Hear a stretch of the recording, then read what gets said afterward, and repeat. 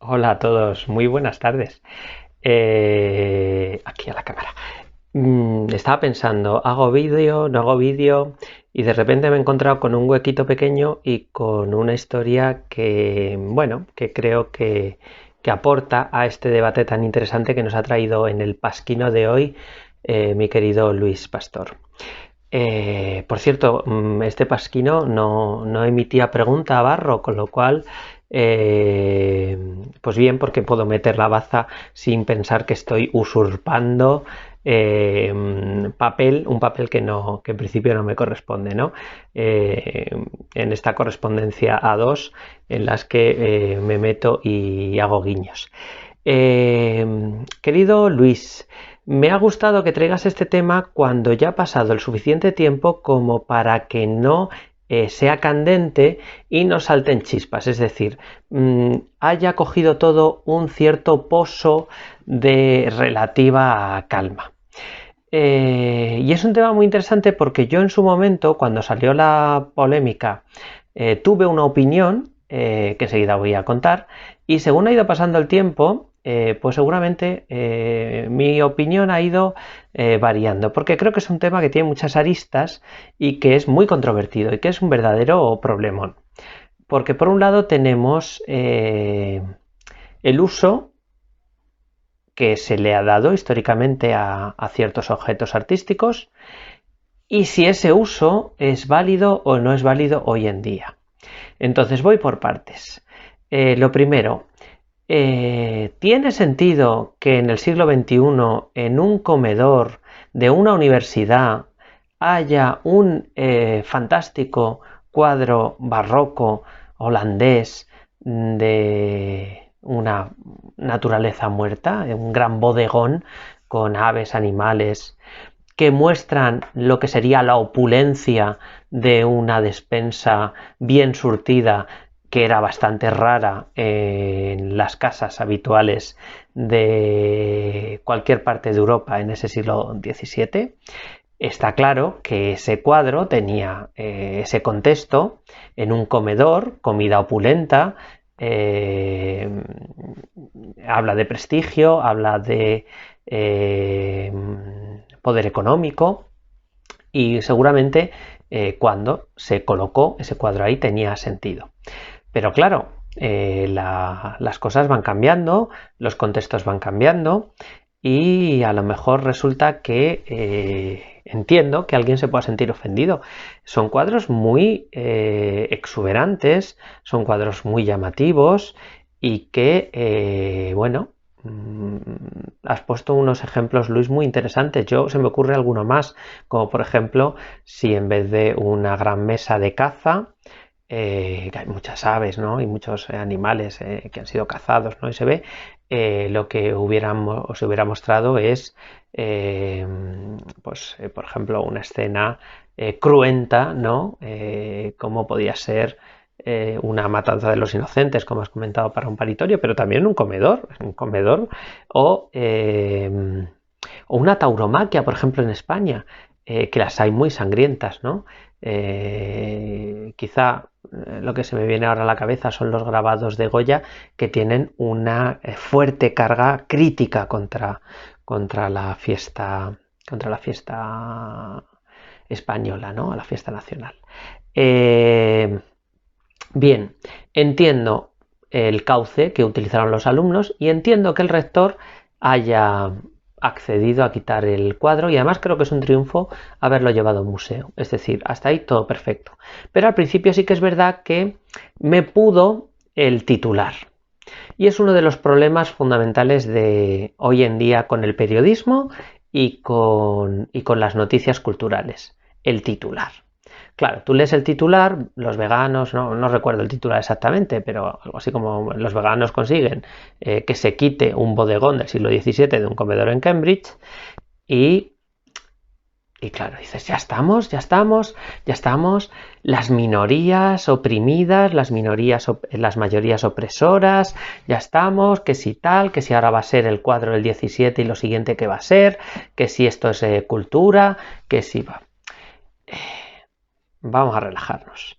Un comedor es un lugar para comer y si hay algo que molesta, pues se quita. Hay sitios a los que, ¿no? Hay bares a los que no entraríamos nunca porque tienen algo que nos echa para atrás, pero si es que si estás en la universidad y el único sitio que tienes para comer es ese, tampoco es mucha opción, ¿no? Es decir, yo entiendo que hayan protestado y que se haya quitado, y creo que ganamos todos, porque ¿qué pinta ese cuadro en un comedor que solo van a visitar los estudiantes?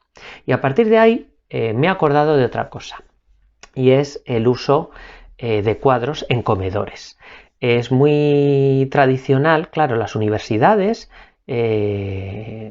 su origen, como bien sabéis, está en la Edad Media y está o están asociadas muchas veces a instituciones municipales, a veces religiosas, ¿no? Pero la Iglesia siempre como que impuso cierto o traspuso a las universidades cierta parte del orden, de la manera de organizar pues la vida monástica, los monasterios y tal. Y por ejemplo la reunión de los profesores se llama claustro, como el lugar donde pasean los frailes, con lo cual es decir que está en otras posiciones. Y me estaba acordando la inmensidad de cuadros de últimas cenas que están colgados en refectorios de monasterios, conventos de toda la cristiandad, ¿no? Sobre todo católica, porque el protestantismo suprimió las órdenes religiosas, como bien sabéis.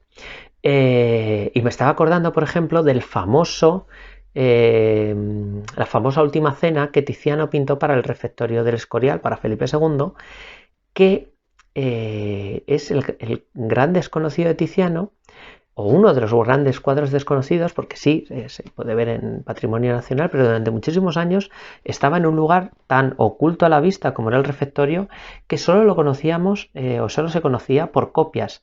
Y si no recuerdo mal, estoy citando de memoria, en un fantástico congreso que hubo, creo que fue 2016 o 2017, en el Museo del Prado sobre las copias artísticas, nos hablaron que era el cuadro que más veces se pedía permiso para copiar, para sacar copias de ese cuadro, junto con un cuadro de Lavinia Fontana, el de la Virgen del Velo, que hemos visto hace poquito en la exposición del Museo del Prado en Madrid.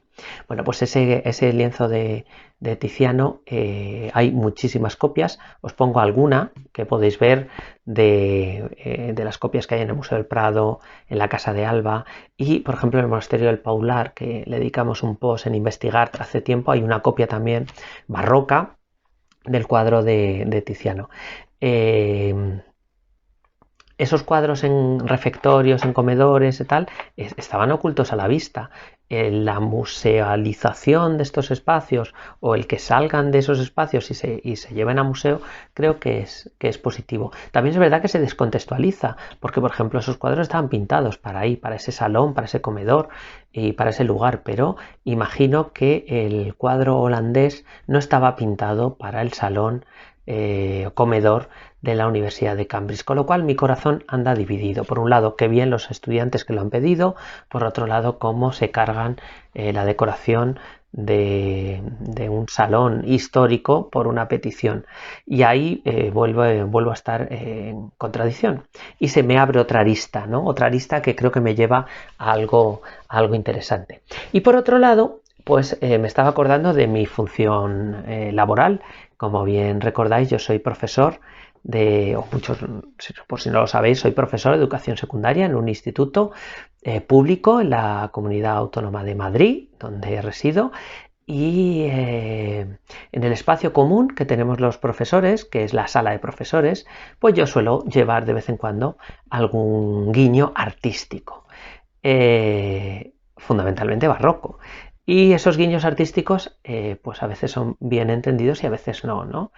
Pues durante todo el curso pasado tuve una bellísima reproducción del Moisés salvado de las aguas de Horacio Gentileschi, cuadro que se conserva en el Museo del Prado y que os sonará, precioso, pues porque tenía esa reproducción bellísima y la coloqué encima de mi taquilla y ahí lucía perfectamente y algunos lo miraban con cara de este tío porque pone un cuadro. Algunos veían un cuadro religioso, yo veía un fantástico lienzo que había mandado, una reproducción de ese lienzo que había mandado Gentileschi para intentar ganarse el favor de Felipe IV y venir a pintar a la corte de Madrid, cosa que finalmente no sucedió porque el propio Gentileschi muere a los pocos meses de mandar el cuadro y porque además, aunque el cuadro es fantástico, mostraba ya un estilo, ese caravallismo claro que estaba en la década de los 30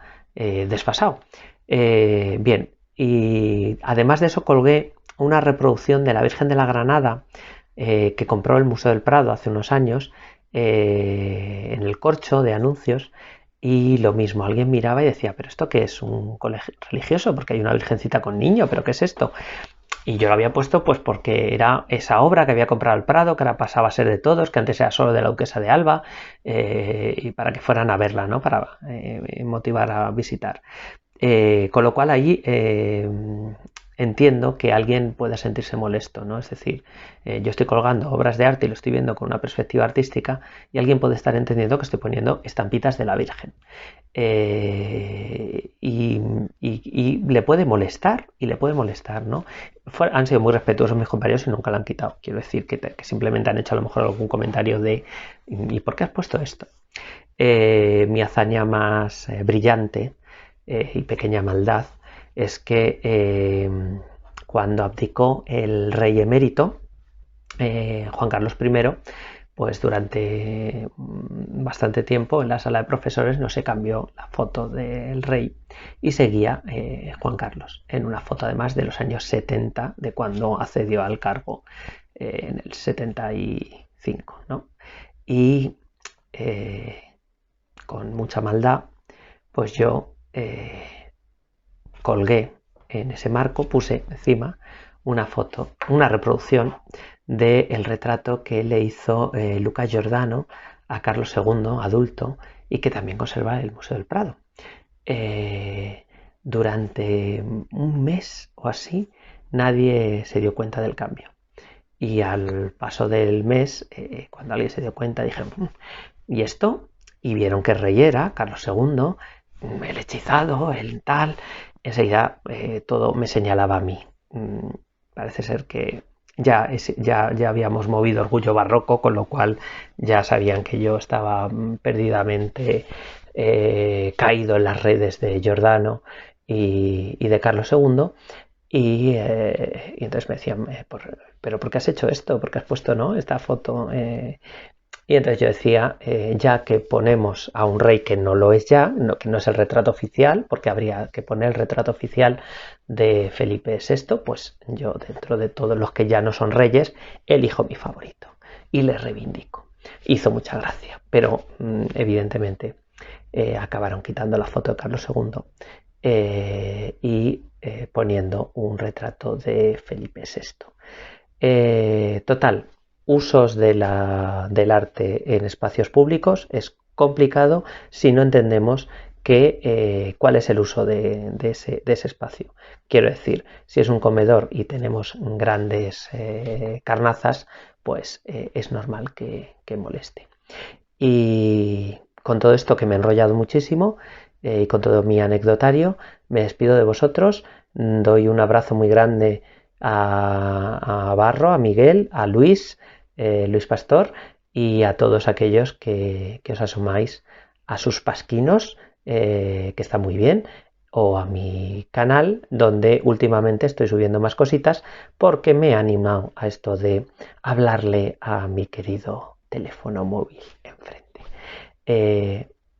Buena tarde y un abrazo grande a todos.